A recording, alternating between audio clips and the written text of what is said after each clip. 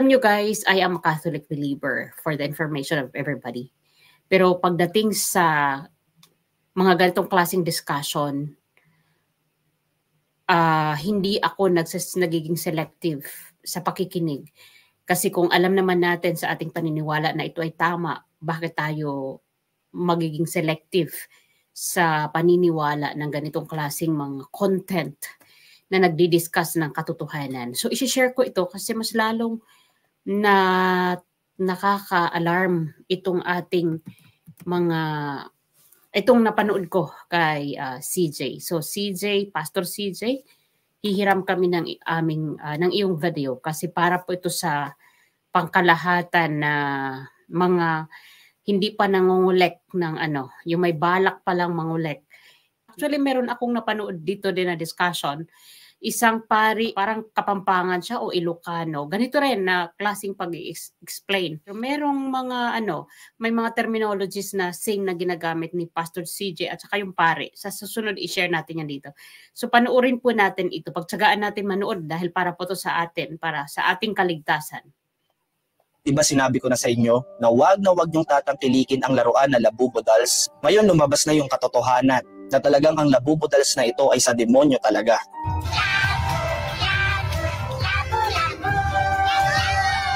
Sa video na ito, mas i-reveal pa natin na talagang ito ay hindi natin dapat tangkilikin, lalong-lalo na kung ikaw ay Kristiyano at galing sa Biblia ang pananampalataya mo. Medyo nabitin yung video natin ng una at hindi ko po nasabi sa inyo na ang gumawa ng Labubo Dolls na ito ay si Kasing Lung. Actually, itong si Kasing Lung, hindi lang Labubo Dolls pala ang kanyang ginawa. Meron pa siyang ibang mga laruan na ginawa, na mga monster dolls na ginawa. Nandiyan na nga po si Taikoko, Zimomo, Labubu, Spooky. At napansin ko lang sa mga laruan na ito, talagang nakakatakot yung mga itsura nila. At yung pinaka-cute lang or medyo hindi lang nakakatakot ng konti na itsura ay ang Labubu. So si Labubu doll ay isang monster elves or mga duwende. Ito yung kumakalat sa mga tao. At ngayon matutuklasan natin na ang leader pala ng mga Labubu dolls or mga Labubu elves na mga duwende ay si Zimomo. Sa atin pong pagre-research, natuklasan po natin sa IG account ni Kasing Lung si Zimomo. At makikita natin talagang demonyong-demonyo yung itsura ng Zimomo doll na ito. Meron pang tatak ng 666. In the book of Revelation chapter 13 verse 18, makikita po natin ang tatak ng halimaw na 666. So ang numero ito po ay tatak ng demonyo. Ngayon mapapaisip ka, kung itong doll na si Zimomo ay leader ng mga Labubu, tapos may tatak ng 666 or tatak ng halimaw o ng demonyo, tapos leader pa ng mga demonyo, mapapaisip ka talaga na hindi kaya ito ay nagre-represent kay Satan, kay Satanas. Ngayon, meron pong isang video, ito pong si Kasing Lung na nakaupo, at habang siya po ay nakaupo, ito pong si Zimomo na leader ng mga demonyo, unti-unting lumalapit sa kanya. At nung nakalapit na po sa kanya, ito po ay kinuha ni Kasing Lung at ito ay kanyang itinaas. Ngayon balikan po natin yung IG account ni Kasing Lung. Doon po sa post niya na si Zimomo na may tatak ng 666, kung titignan po natin yung caption, meron pong nakalagay dito na #Alien666. Ngayon, tignan natin yung account na ito. Ang account po netong Alien666 ay meron pong isang video na nakakapagtaka at nakakawindang. Isang karakter na may dalawang sungay na kulay pula. Nagsimula siyang baby tapos unti-unting lumalaki at makikita natin na itong karakter na ito ay biglang kinuha paakyat ng mga UFO or mga aliens. And look mga kapatid, tignan niyo po yung background ni Kasing Lung. Meron pong image na tila baga nagpapakita ng UFO at ito po ay nasa tuktok. So yung kulay pula na may dalawang sungay ay isa palang alien. Yung karakter na ito kumuha ng painting at tignan niyo yung mangyayari. Biglang lalabas si Zimomo. Zimomo na may tatak ng 666, may sungay kulay pula. Another deception, another deceiving, another panlilinlang sa ating mga tao. Mga kapatid, alam nating lahat na tayong mga Kristiyano, we don't celebrate Halloween. Pero ito pong Labubo Dolls na ito ay nagse-celebrate ng Halloween. Ito po ay talagang makamundong gawain. Kaya nga po ulitin ko, kung ikaw ay isang tunay na Kristiyano, dapat hindi ka worldly or hindi ka makamundo at hindi ka dapat tumatangkilik ng laruang ito. Dami po ngayon mga naglalabasan ng mga Labubo Dolls na kung saan pinapakita talaga at pinopromote ang mga malademonyo, buhay, malademonyo, environment. Bilang pastor, lagi ko pa sinasabi sa church, kung gusto mo mapunta ng langit, dapat dito pa lang sa lupa, galawang pang langit ka na.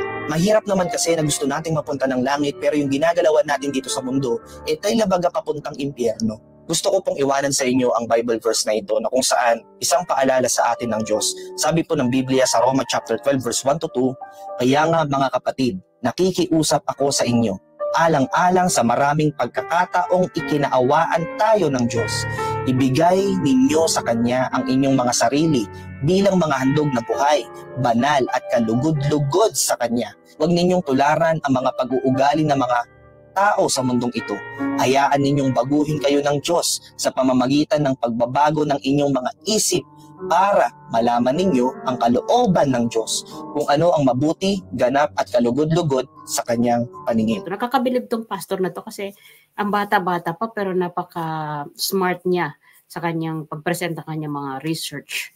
At siguro naman hindi tayo dito ika-copyright ni Pastor CJ kasi para naman to sa kaalaman natin, ng mga naniniwala na may Diyos. Ito si Kasing Long, nakita ko na ito, nagkaroon ako ng interest. Nung nakita ko kay Vice Ganda yung mga labubo, bigla akong napa-research kung saan nag-originate itong labubo. Yung pinagmula nitong labubo ay si Kasing Long. Si Kasing Long ay ipinanganak sa Hong Kong pero nasa the Netherlands siya ngayon. So, at doon sa previous video na pinalabas ko tungkol sa explanation ni Pastor CJ, nagtugma yung sa Google at saka yung kanyang sinasabi na itong si Kasing Long ay nasa the Netherlands. Kung hindi tayo magmamatsa, hindi magiging malalim yung ating pananampalataya, mapupunta talaga tayo sa walang katapusang init ng apoy na para tayong nililitsyon. Hindi lang para sa pangongolekta nitong mga evil dolls, kundi itong ating mga pag-uugali din. Napansin mo kung gaano kagaling ang Satanas manlilang, ginagamit niya ang mga sikat. Hindi ko sinasabing na masama sila Vice Ganda o sila Marian Rivera, sila Heart Evangelista, si Nadine, yung kasama sa Starstruck, at iba pang nangongolekta nito. Hindi ko sinasabing masama sila dahil wala naman tayong karapatang mahusga, no? Pero napansin mo kung gaano mapanlilang ang kalaban, gagamitin niya yung mga sikat para ma-deceive ang tao. Baka sabihin nyo, nagmamarunong ako. Hindi po, hindi ako nagmamarunong. Kaya nga, pinresent natin yung video ni Pastor CJ. Kahit Katoliko ako. Kasi naniniwala ako na itong mga ganitong klaseng pagsamba sa mga ganitong mga ganitong klaseng mga dolls o anuman, kasi iisa lang ang dapat nating pinaniniwalaan, ang Diyos. Kung hindi natin lalaliman ang ating mga pananampalataya, mahuhulog talaga tayo sa dagat-dagatang apoy pagdating ng panahon. I hope lahat tayo ay maging aware nito. Lalo na yung tatak, may tatak. Nakita ko yan sa sa kanyang account sa IG. Kaso kasi mas maganda yung mga ganitong klaseng nagpapaliwanag ng mga expert sa Biblia para mas naiintindihan. And even dito sa amin sa couples, sa aming community, itinuturo din niya na hindi dapat tayo sumasamba ng ganito. Meron tayong iisang Diyos na dapat nating pinaniwalaan. Iisang Diyos sa tatlong persona, yung God the Father, God the Son, and God the Holy Spirit. Yun po. Ay, habang maaga pa, yung mga gusto ng mangolekta, baka naman, mapanood nyo itong video, huwag nyo nang balakin na bumili. Yung perang inyong ibibili dyan, itulong nyo na lang sa inyong kapwa, lalo na sa ating mga hikahos na kababayan.